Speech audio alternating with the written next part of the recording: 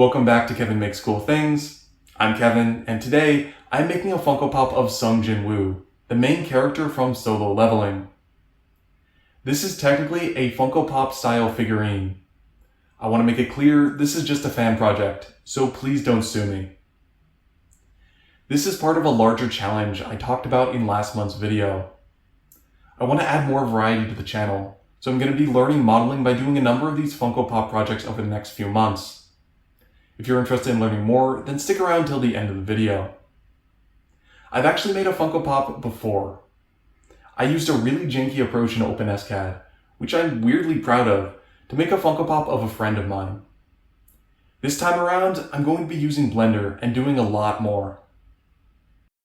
Now, as I get into this, it's worth mentioning that I'm not the first person to make a Solo Leveling Funko Pop. I had this idea several months ago, and I could have been, but my attempts failed miserably, which is what led me to slowly working my way up to this challenge. I found these online, which are awesome. I'm not skilled enough to do this, at least not anytime soon, so I decided to go in a different direction. If you've been on the Solo Leveling subreddit, you've probably seen this. I'm not sure who the original creator is, but post in the comments so they can get credit. I decided to make something more casual like this for 3 reasons. 1, it's what I'd want to display as a Funko Pop. It has a pretty happy vibe, which I like. 2, it's simple enough that I may be able to pull it off with my current skills. And 3, Solo Leveling is getting an anime, which means they may make actual Funko Pops of these characters. They probably won't do this pose, since this is really only seen in fan art, so this should still be distinct even if official versions do come out. I downloaded this Funko Pop base from Thingiverse, and used this to get the dimensions correct. I started on the head.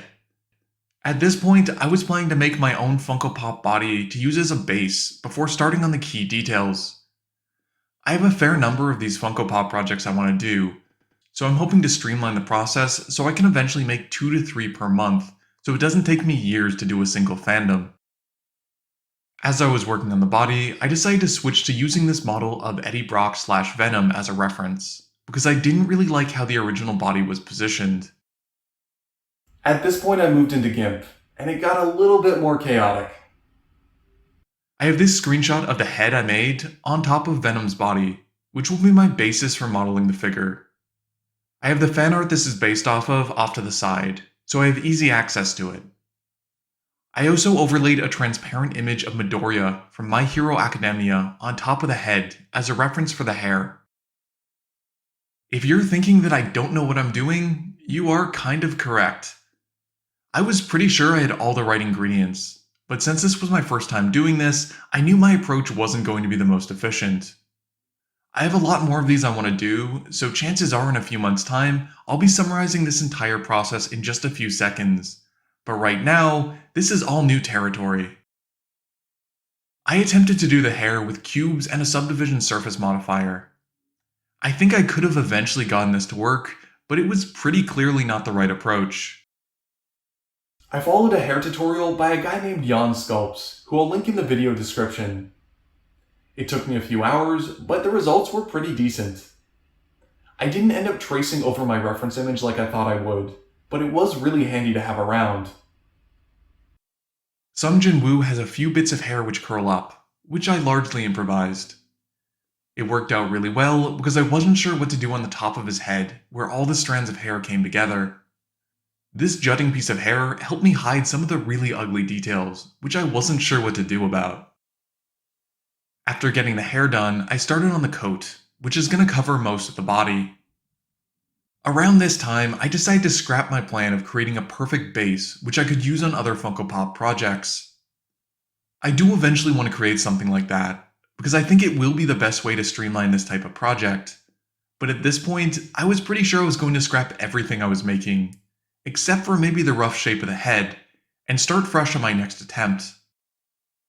I tried extending the coat mesh to create the arms, and even used another Funko Pop image as a reference to try to get the dimensions correct, but it just didn't look right. Eventually, I added separate meshes for the arms, and that looked much better. The waving hand was one of the trickiest parts. I tried to model my own, based roughly on the hand from the Venom model, but it looked really wrong. I found this model on Thingiverse and used it as a reference in Blender. A few more attempts, and I finally had something that looked acceptable. Overall, I'm really pleased with how this model turned out. I'm sure I won't be nearly as enamored with it in future, and I'll probably say it's kind of cringe to look back on, but at this point in time, I'm really proud of it. I printed this standing up. That required a lot of supports, which did cause issues when I was finishing the print. Peeling the supports did some damage. It's pretty subtle, but you may be able to notice that the body is snapped in half. Looking back, I'm actually glad this happened. It was way easier to sand like this, so on my next Funko Pop project, I think I might divide the model up right around here for printing. My man also lost a couple of fingers, but those can be reconstructed with a bit of wood filler. I decided to approach the finishing process a little bit differently this time. Over the last couple years, my general process has been to rough sand the entire print with my Dremel tool and then apply a thin layer of wood filler. From there, I'd alternate hand sanding and more wood filler until I eventually started to incorporate some spray-on sandable primer. That worked really well when I was making daggers, with a lot of large flat areas I needed to cover. But now that I'm starting to make smaller, more detailed items, which are a lot harder to sand in places, I'm wondering if this approach really gets me the best results or saves me any time. Before I started sanding, I ordered a few extra cans of spray-on primer. This is meant for automotive work and will fill small imperfections.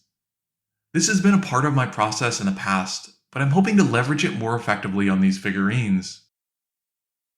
This time around, I still started with some rough sanding with my Dremel tool, but I was a lot more cautious since I'm not going to be slathering everything in a coat of wood filler afterwards. Then I brought out the sandpaper and files and started preparing the detailed areas, like the hair, for some spray-on primer. I did end up applying a fair bit of wood filler, but this was focused on larger gaps in the head and the coat, which were clearly too large for the spray-on primer to address. I also applied some wood filler to the hand, so I could resculpt those missing fingers. After a couple of rounds of finishing, I did attach the body back onto the head with some 2-part epoxy, and then filled in the gap. I lost count, but I know I did at least 6 rounds of sanding, with wood filler and/or primer in between. A lot of that was focused on very specific parts, like getting the hand to look just so, but that's still double what I would do in a normal project, and it shows. Painting this was pretty straightforward. I used an off-white for his skin, white for his shirt, and black for everything else. There's definitely a more nuanced approach I could have taken, but I'm not sure what that would have been. Maybe after I get better at modeling, I'll focus more on the painting. I applied some spray-on matte sealer, and this was done. I am really happy with how this came out. It's not quite professional quality, but it looks pretty darn good. In terms of how this fits into the larger challenge, I was originally going to post a list of all the Funko Pops I planned on making right around here on the screen, and then slowly check them off video by video, in the same way I did with my solo leveling dagger challenge. The issue was that the longer I spent thinking about this, the more characters I wanted to make. For now, I'm going to start with solo leveling, and then do some Stardew Valley characters, and see where this goes from there. There will still be variety on the channel, and there's a new dagger project I want to try, but over the next several months, you're probably going to see a fair number of Funko Pops. If you enjoyed today's video, and want to let YouTube know it's worth recommending, then please go ahead and give it a like. If you want to share your thoughts or recommend a character you think I should make a Funko Pop of, then please leave me a comment. If you want to support the channel and see my future projects, then go ahead and subscribe.